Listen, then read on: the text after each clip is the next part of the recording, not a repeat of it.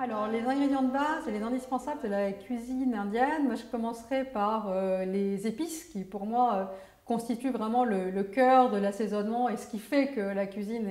est indienne dans son goût. Donc, les épices à la fois brutes et les mélanges d'épices, donc les masalas, qui sont des épices qu'on va torréfier, moudre pour avoir une poudre qui va venir parfumer chacun des plats. Donc ça, c'est pour moi vraiment la composante cœur de la cuisine indienne. Après, dans les ingrédients phares, il y a à la fois les céréales, avec notamment le riz au sud de l'Inde et le blé au nord de l'Inde, et les légumineuses, donc tout ce qui est lentilles, haricots mongo, pois de toutes sortes, qui sont la base de la cuisine notamment végétarienne qu'on mange en Inde.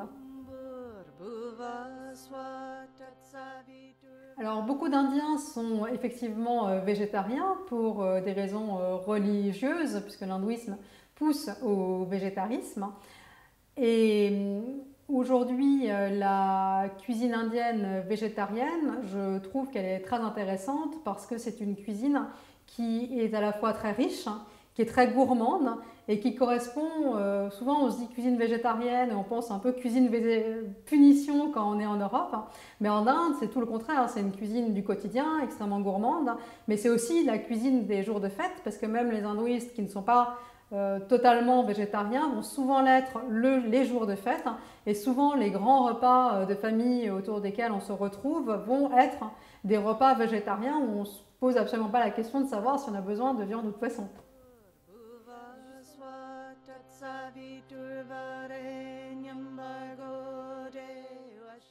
Alors effectivement, le patrimoine culinaire indien est fortement marqué par les différentes religions et les différentes cultures qui font l'Inde et qui vont chacune apporter des spécificités qui sont très différentes puisque l'une des idées reçues souvent sur la cuisine indienne quand on est en France, c'est que c'est je caricature, mais à peine ce sont des nanes et du poulet tandoori, alors que c'est vraiment une spécificité régionale et que c'est des plats qu'on ne retrouverait pas du tout, par exemple, dans une cuisine familiale du sud de l'Inde. Donc dans les grandes influences de la cuisine indienne, il va y avoir la cuisine évidemment hindouiste, mais il va y avoir aussi la cuisine musulmane qui vont être marquées chacune par des plats de fête très différents. Dans la cuisine indienne hindouiste, je vais par exemple les jours de fête manger dans le sud de l'Inde ce qu'on appelle un sadhya, qui est une assiette composée d'une feuille de bananier sur laquelle on va disposer différents currys végétariens qui vont être préparés selon des règles assez précises. Et ça, c'est le grand plat de fête de la cuisine végétarienne du Sud, alors que si on est au nord de l'Inde et qu'on est dans une culture plus musulmane, on va manger un jour de fête un biryani d'agneau. Donc le biryani, c'est ce plat d'origine moghole qui est composé de riz, d'épices, de viande, toutes composées ensemble. Et c'est le grand plat de fête de la cuisine moghole. Donc c'est le plat de cour et c'est synonyme de fête. Donc les fêtes peuvent être vraiment marquées de façon très différente selon les religions, selon les régions.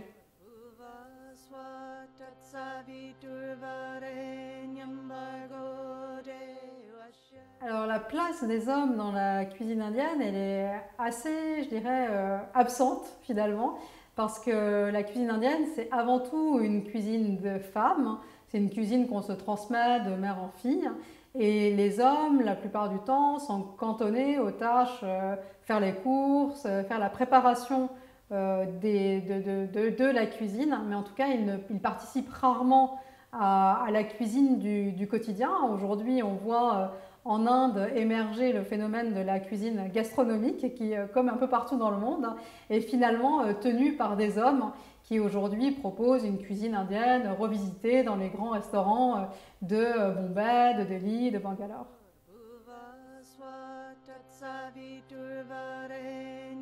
Manger avec les mains, effectivement, pour un Européen, ça peut paraître un peu barbare, mais en réalité, en Inde, manger avec les mains est aussi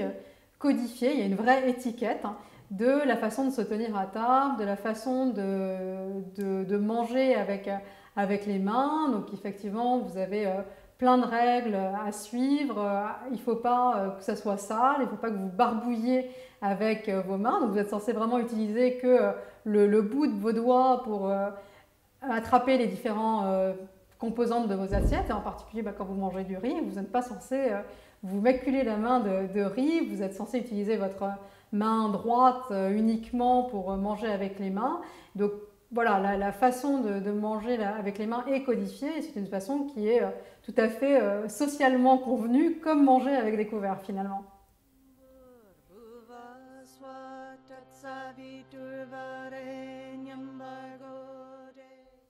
Oui, alors dans la cuisine familiale, il y a évidemment des recettes qu'on se transmet de mère en fille, hein, et en particulier les recettes des mélanges d'épices. Donc dans les recettes que moi j'ai apprises, il y a par exemple le biryani masala, qui est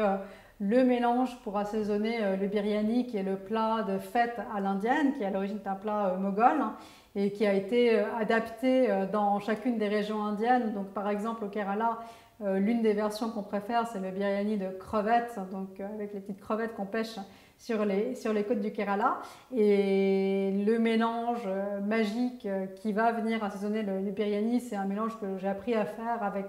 avec ma mère. De la même façon, dans les mélanges que j'aime beaucoup dans le sud de l'Inde, il y a le masala, qui est un mélange qui va venir notamment assaisonner tout ce qui est curry de légumes ou essentiellement les currys de légumes que j'aime beaucoup préparer. Et dans les recettes que l'on se transmet, il y a souvent des choses très simples mais qui marchent très bien, ne serait-ce que la façon de faire un bon riz pilaf aux épices dans les règles de l'art, en sautant les épices dans du ghee, donc dans du beurre clarifié, en faisant revenir le riz qui a été préalablement bien lavé pour que les grains de riz ne collent pas, en versant de l'eau chaude, chaque étape, hein, et finalement chaque micro-détail est très important pour obtenir le résultat idéal à la fin. Donc ça fait partie de toutes les petites techniques qu'on apprend de génération en génération.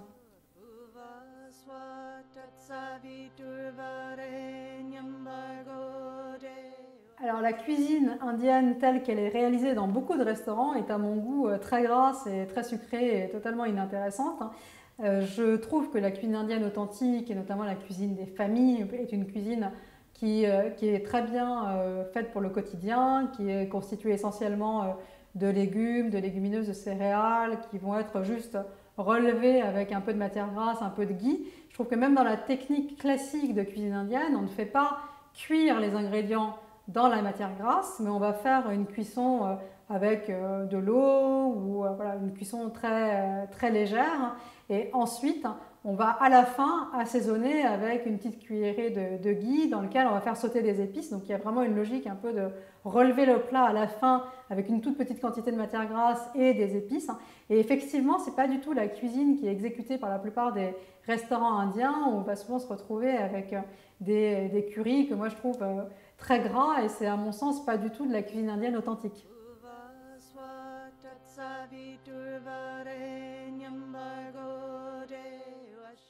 Alors moi j'ai remarqué dans les enfants de mon entourage que la cuisine indienne marchait très bien et qu'elle était tout à fait adaptée à partir du moment où on ne la fait pas de façon trop piquante évidemment, donc on peut utiliser toutes les autres épices mais il faut réduire le niveau de piment et je trouve que c'est notamment une cuisine qui marche très bien pour faire manger des légumes aux enfants. J'ai remarqué que les légumes cuisinés à l'indienne, qui sont souvent très bons, plaisent immédiatement parce que c'est des saveurs nouvelles aux enfants et ça les convainc de manger des légumes qu'ils ne mangeraient pas d'habitude.